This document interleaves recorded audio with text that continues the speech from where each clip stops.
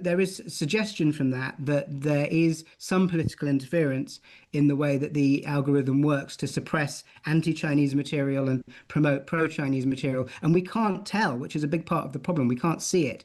The EU is investigating some of these issues at the moment under legislation they passed a couple of years ago. America are clearly worried about it, which is why you're getting this deal over setting up a separate American TikTok. TikTok. Those of you who use TikTok will be familiar with that sound. Well, it's set to become the leading news site across the globe. From large-scale protests and the overthrow of government, TikTok's impact as a source of news can be seen all over the world. And with me to discuss this is Sam Friedman, a senior fellow at the Institute for Government and author of Failed States. Sam, thanks so much for giving us your time. Thank you very much for having me.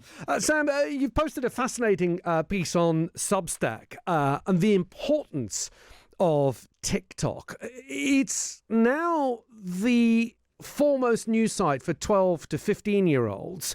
What do you think the impact of TikTok's going to be in the next general election here in the UK? Well, we're already starting to see quite a big impact. It's the biggest site for young teenagers, but it's pretty big for 20-somethings and even 30-somethings now as well. For all adults, it's as big a news source as ITV News already in this country. So it's becoming more and more important. And we saw in the American election last year, one of the biggest swing groups to go from Joe Biden to now President Trump were people who get their news from TikTok. It's a very polarizing source of information. The kind of videos that do well on it from a news point of view are those that presented a very emotive, very sort of values-driven point of view rather than with anything with any nuance because it's so quick and so fast. So we're seeing in America, in Germany, in Britain, around the world, this kind of very polarizing impact it's having on political debate, particularly amongst younger people where it's most heavily used. Do you think it can be ignored? I mean, you say in your piece that Nigel Farage is on there. He's doing rather well. He's got over 1 million followers. Next up, it's Zara Sultana. It's got just under 500,000 followers on there. It doesn't seem to be a large presence of the Conservatives or the Liberal Democrats or even Labour. Is it risky for them to ignore TikTok coming up to the next general election? Well, they've got a real challenge, and this again is true all over the world. Mainstream politicians find it really hard to provide engaging material to sites like that because they're used to coming on, BBC and ITV shows and presenting a sort of defensive posture and trying not to answer any of the questions and doing what politicians have been doing in terms of communications for a very long time. That doesn't work on a site like TikTok where you've got to grab people's attention straight away and be very kind of authentic and engaging to get anything out of it. And we don't tell Keir Starmer that's not where his skill set lies, nor Kemi Badenoch. So they can't ignore it, no, because politicians like Nigel Farage and Zara Sultana are using it very effectively. But it's not quite clear how they can use it effectively themselves without embarrassing themselves. So it's a very tricky communications challenge for politicians who are trained in the old era. And Sam, for people out there who are doubtful that TikTok can play a part in something as big as a general election, I mean, you write in your piece that we've seen evidence of this already. Look at the Romanian election was heavily influenced by TikTok. In fact, the runner who was using TikTok in order to get the most votes was disqualified after winning that first round. So we know it works. We know it has the power to sway people, even though we've just been talking about Sir Nick Clegg, who gave interviews recently saying that he doesn't think that Facebook posts can change the way that people vote. Well, we've got evidence that TikTok can.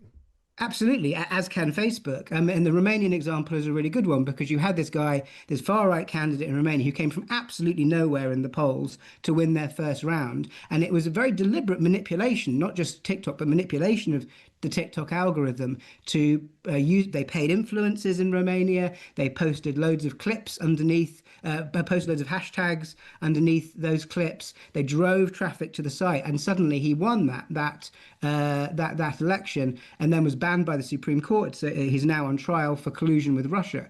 And we've seen examples all over the world. The rebellion in Nepal that overthrew the government there was very driven by social media, particularly videos on TikTok. We've seen violence in Indonesia over the summer.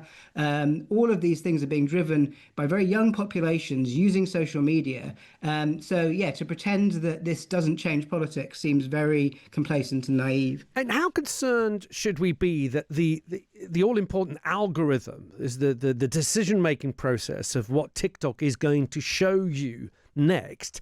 That seems to be controlled by, is it ByteDance, who are the... ByteDance is the company that own it, are Chinese-based. We've seen, of course, the US taking umbrage to that. That's why the US version of TikTok is going to be sold off to supporters of Donald Trump. But let's not get lost in the reeds of that. But how concerned should we be that an algorithm in a company based in China is going to be having such a huge influence of people voting in the UK?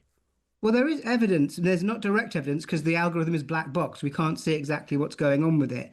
But there is evidence that, for instance, heavy users of TikTok in Taiwan and in America have more pro-Chinese views than those who don't use TikTok or who don't use it very much.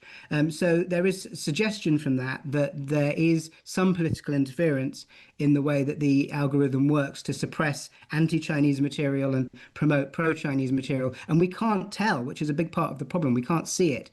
The EU is investigating some of these issues at the moment under legislation they passed a couple of years ago. America are clearly worried about it, which is why you're getting this deal over setting up a separate American TikTok. It's a matter of genuine geopolitical importance now, even though I imagine a lot of your listeners think it's sort of a load of old nonsense. It is actually becoming incredibly important. Sam, thank you for giving us your time. Really fascinating piece. Sam Friedman there, Senior Fellow at the Institute for Government and author of Failed State. And you can find Sam's piece if you head to his Substack account, and you can subscribe there, although you can read it for free if you start a free trial, which is going on for 7 days. Really fascinating piece. Don't think TikTok can be ignored. I've had a look at TikTok and their terms and conditions, and I have to say, as someone who works very closely with cybersecurity, I find it frightening how much information, personal information, TikTok takes from you, from your accounts, from your phone, from your devices. But it is what it is, and that is the app, and you agree to it the moment you download it. But it doesn't seem to be going anywhere. So will political parties just have to learn how to use TikTok to their advantage? One person is doing that already, and that person is Mr. Nigel Farage. Well, coming up, there have been almost 900 fewer road injuries on Welsh roads since the introduction of the 20-mile-an-hour speed limit. So does this controversial rule mean it's actually working? And do we need to expand it to other areas of the country, or to many more areas of the country?